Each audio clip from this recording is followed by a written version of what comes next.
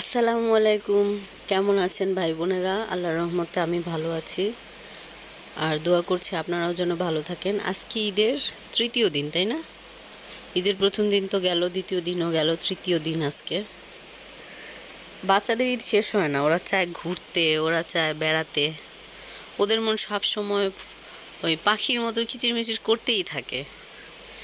আর আমাদের ঈদ, যাক, মুসলমানের ঈদ হচ্ছে আনন্দের দিন। আমরা সবাই একটু আনন্দ করব, এটাই স্বাভাবিক, কারণ পবিত্র দিন এটা।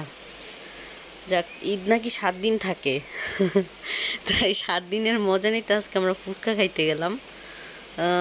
ভালো লাগতেছিল না, ভাবলাম আজকে প্ল্যান ছিল যে কোথাও যাব, তো যাওয়া আর হয় নাই।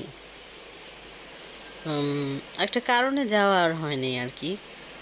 তারপর ভাবলাম যে না থাক, ওদের মন না ভাঙি, ওদের পাশেই একটা ফুচকার শপ আছে ওখানে, আমাদের বাড়ির ওইদিকেই। তারপর প্রথমে হাজব্যান্ডের দোকানে গেলাম, মানে আমার জামাইয়ের দোকানে। যাওয়ার পর বললাম যে আমরা যাই, খোলা আছে কিনা। তো সে বললো সেও আমাদের সাথে যাবে।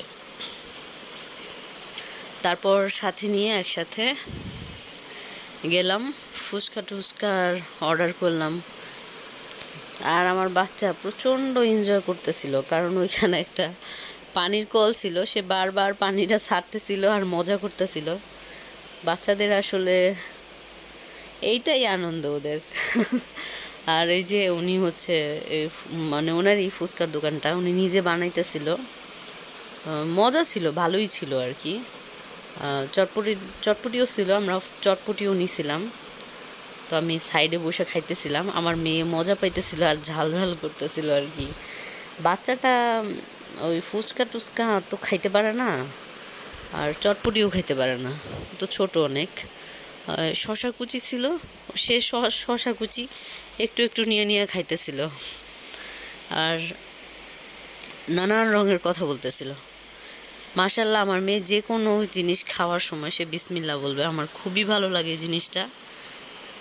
খাইতেছিল। আর আমার আমার আমার যে ছোট্ট টুনটুনিটা, সে কিন্তু এগুলি কিছুই খাইতেছিল না, চিপস খাইতেছিল আর বলতেছিল চিপ চিপ।